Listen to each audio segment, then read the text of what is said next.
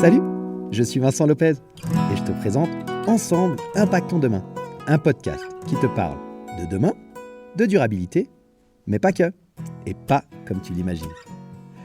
Je te propose un voyage stimulant autour de thématiques variées qui me passionnent, comme les crypto-monnaies, le développement personnel, le zéro déchet, les nouvelles technologies ou encore la gestion de tes finances personnelles.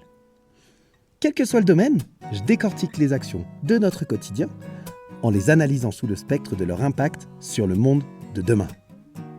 Comment tes choix, tes décisions, influencent notre futur, celui de nos enfants et aussi celui de la planète? Quelles sont les solutions pour vivre avec notre temps, tout en respectant notre environnement et le vivant de manière générale? Alors bienvenue dans Ensemble, Impactons Demain.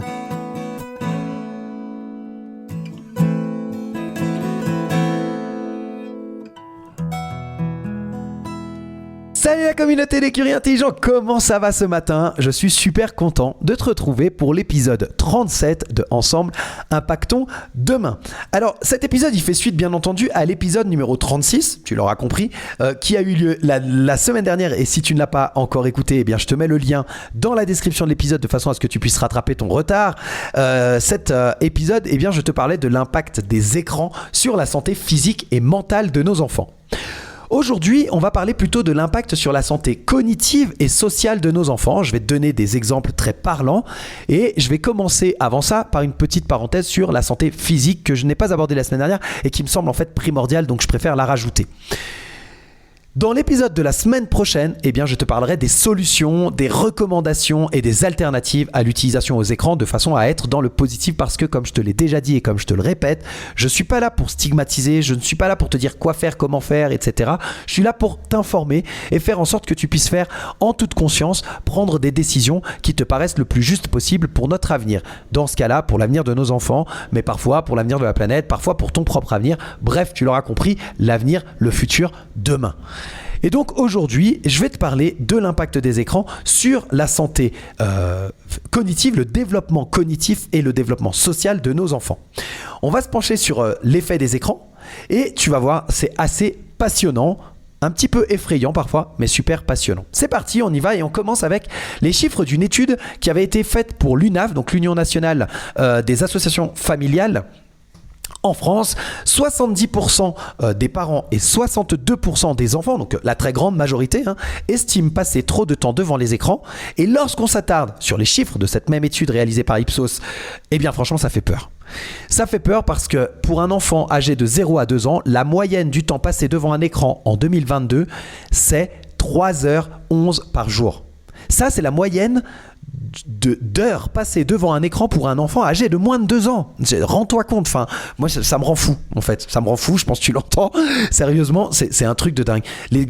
Ces petits, ils ont pas 2 ans. Pour la plupart, ils marchent à peine, tu vois, ils marchent, ils commencent à se développer, ils sont en train de babiller pour commencer à apprendre le langage, il y a des mots qui commencent à sortir, etc. Et en fait, ils passent déjà 3 heures devant les écrans apparemment. Ça, c'est ce que révèle cette étude. Moi, perso, ça me rend fou. Mais c'est pas le pire. Parce que les enfants de 3-6 ans, bien sûr, c'est plus, 3h40 par jour. Pour les enfants de 7 à 10 ans, 4h42 par jour. Donc là, on est déjà, je crois que même moi, je passe pas autant de temps et encore. Mais bref, peu importe, c'est pas le sujet. Et là où même moi, je passe pas de ce nombre-là, c'est sûr. La moyenne du temps d'écran pour les enfants âgés de 11 à 14 ans en France, l'année dernière, donc 2022, était de 8h23 selon cette étude. 8h23 devant un écran quand tu es âgé entre 11 et 14 ans.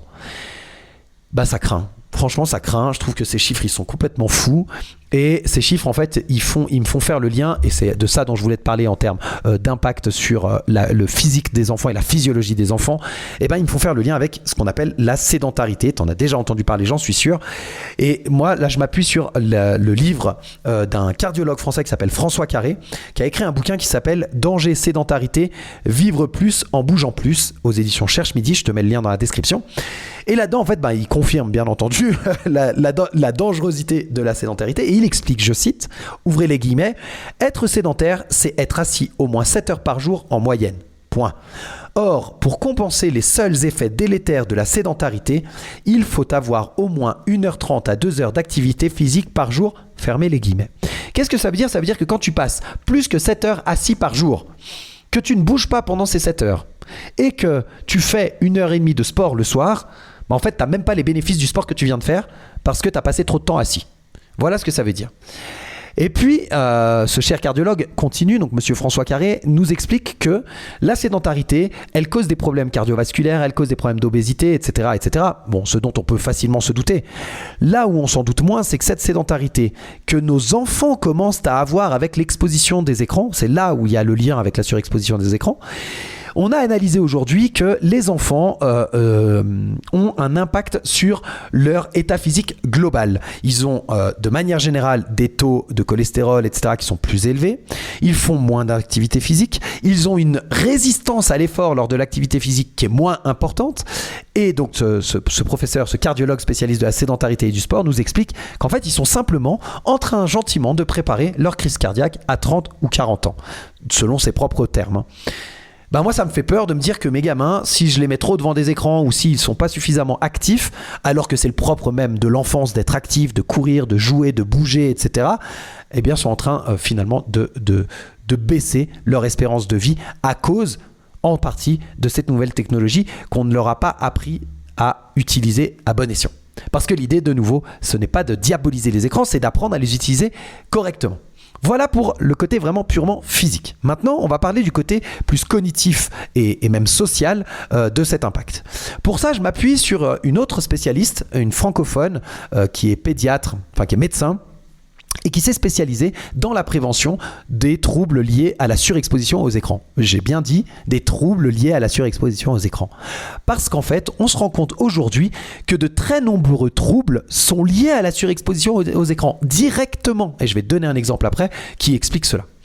En l'occurrence, cette personne, c'est la doctoresse Anne-Lise Ducanda, qui nous parle de troubles du comportement, de retard de motricité, de retard de langage qui sont causés par la surexposition aux écrans, mais également de troubles de l'attention, de troubles de l'agitation et même d'une intolérance à la frustration. Et on explique cela grâce au fait que l'écran, le fait de regarder un écran, c'est un plaisir immédiat, sans effort. Et là, tu donnes la tablette, l'ordinateur, le téléphone, peu importe l'écran, tu donnes ça à ton gamin et quand il regarde ça, tac, qu'est-ce qui se passe dans son cerveau? Il y a de la dopamine immédiatement. Il y a une production de dopamine sans effort. Cette production de dopamine sans effort, elle n'est pas normale. Ce qui est normal, c'est que l'enfant, il apprend à gérer sa frustration et que par moment, c'est très compliqué pour lui parce que son cerveau n'est pas encore développé. Il faut attendre 20 à 25 ans pour que le cerveau humain soit complètement développé. Bon, pour lui, c'est déjà compliqué de gérer la frustration de manière générale parce qu'il n'a pas les capacités cognitives et physiologiques pour le faire. C'est normal. Le problème, c'est qu'en le surexposant aux écrans, eh bien, on lui apprend que tu as la possibilité d'avoir de la dopamine très facilement et sans effort. Donc là où tu as déjà du mal à gérer ta frustration, regarde, je te fais voir que ça peut être beaucoup plus simple que ce que tu sais déjà dans la vie normale, et donc ça augmente la difficulté à gérer la frustration, et c'est la raison pour laquelle sans doute quand ton enfant il est exposé de manière trop intensive à des écrans, eh bien il se retrouve à faire des crises même lorsqu'il n'y a pas d'écran. T'es au magasin, t'es à toutes les comment dire, les étapes de la vie réelle, enfin toutes les scènes, voilà, cherchez le mot, toutes les scènes de la vie réelle que tu vas pouvoir passer, eh bien, il va y avoir une augmentation de la gestion de la frustration aussi à cause de cette surexposition aux écrans. Et ça c'est plutôt pour le côté, donc on va dire cognitif, problème de langage, problème d'attention, problème, etc. Mais il y a également des troubles sociaux qui peuvent se mettre en place, et je veux te donner comme exemple un mélange de troubles cognitifs et sociaux donné par cette chère docteure dans une émission qui est passée d'ailleurs sur M6 qui s'appelle Zone Interdite. Je t'invite à aller voir le replay si tu as l'occasion, parce que franchement c'était assez édifiant, et pas mal des choses que je t'ai partagées aujourd'hui sont en lien avec cette émission. En fait, elle a reçu dans sa consultation une enfant qui était âgée de 2 ans et 4 mois et qui est arrivée chez elle parce qu'elle ne parlait pas encore. En vue de la rentrée à l'école, les parents s'inquiétaient et donc sont allés consulter. Lors de la consultation, la doctoresse, je te la fais très courte, a analysé cet enfant, a à ausculter cet enfant. Il s'avère que pendant 3/4 d'heure de consultation, aucun son n'est sorti de la bouche de cet enfant, même pas des babillages ou quoi que ce soit, non, rien du tout, pas de son. Et il y a même eu à un moment une méconnaissance de sa sœur, c'est-à-dire que quand on disait à l'enfant tiens, donne ça à maman, hop, elle donnait le jouet à la maman, donc elle comprenait quand même et elle avait identifié sa maman. Par contre, quand on lui disait tiens, donne ça à X, qui était sa sœur, eh bien elle ne reconnaissait pas X et sa sœur, et qui donne à ta sœur, elle ne reconnaissait pas sa sœur, elle n'avait pas encore identifié. Donc la relation sociale avec une personne avec laquelle elle vit tous les jours n'était pas encore identifiée. Ça montre le trouble social, et c'est pour ça que l'on parle aussi de troubles qui se rapprochent des troubles du spectre autistique lorsqu'il y a surexposition aux écrans. Alors la bonne nouvelle, c'est que quand c'est pris suffisamment tôt, quand les parents sont informés et qu'il y a des choses un peu radicales, certes, qui sont mises en place, en l'occurrence le sevrage complet pendant 3 mois d'écran, eh bien cette petite fille, elle revient après 3 mois et demi voir la doctoresse et elle parle même beaucoup, elle est presque pipelette. Elle a de nouveau des interactions, elle reconnaît sa sœur, etc. Elle a rattrapé pour la doctoresse son niveau de développement typique. Et ça, c'est une très bonne nouvelle parce que si c'est pris suffisamment tôt, eh bien finalement, les répercussions n'existent pas à long terme. Mais ça, c'est dans le cas où on les prend très très tôt.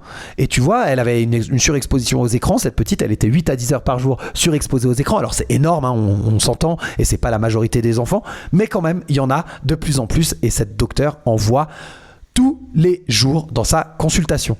Voilà, donc ça c'était pour te démontrer l'impact vraiment néfaste des écrans, et on parle bien entendu pas de tout ce qui est lié de manière détournée à la sédentarité, au fait que ça puisse les enfermer, contrairement à ce qu'on croit, même avec les réseaux sociaux, ça les enferme dans une bulle, et donc les relations sociales sont de plus en plus complexes, et les impacts dont je t'ai parlé la semaine dernière, physiologiques, sur le développement du cerveau, sur toutes les problématiques physiques, etc., etc., etc. Alors voilà, on pourrait se dire de manière générale que c'est des parents qui sont inconscients, qui ne savent rien et qui font du mal. La réalité, c'est pas du tout ça, c'est que la plupart du temps, les parents, ils pensent bien faire. Dans 70%, 70% des cas, les parents, ils installent leur enfant devant un écran parce qu'ils pensent que c'est éducatif. D'où la nécessité de faire de l'information. Et donc, la doctoresse Ducanda suggère qu'il n'y ait pas d'écran jusqu'à 6 ans, ça peut être un peu rude, mais elle suggère aussi que les parents, ils aillent sur leurs écrans seulement quand les enfants sont couchés ou à l'école. Ça peut paraître radical, mais comme je te l'ai démontré dans l'expérience, eh bien lorsqu'il y a une surexposition, c'est un mal nécessaire. Alors, heureusement, il existe des solutions et même des propositions qui permettent aux parents d'avoir quelques repères, qui puissent savoir comment faire pour pouvoir utiliser ces écrans de la bonne façon. Et après avoir discuté sur les effets de la santé physique et sur le développement cognitif, eh bien, je te parlerai la semaine prochaine des solutions et des recommandations, parce que les écrans font partie de notre vie quotidienne. Il est peu probable que ça change de sitôt. Alors, le mieux, c'est de faire en sorte qu'on puisse coexister avec cette technologie de manière saine et équilibrée, et ainsi permettre à nos enfants d'utiliser ces nouvelles technologies à bon escient. Alors je te souhaite une très bonne semaine. C'était un épisode un peu plus long que les derniers, hein. On va être aux alentours des 12-13 minutes. Mais voilà, c'était important de parler de cette problématique et des dangers réels qui portent sur les enfants, mais également ce qu'il faut que tu retiennes. Et s'il y a une seule chose à retenir aujourd'hui, c'est que la semaine prochaine, je te donne des solutions pour pallier à toutes ces problématiques. Je te souhaite une très bonne fin de semaine et on se retrouve la semaine prochaine pour un nouvel épisode de Ensemble Impactons Demain. Ciao!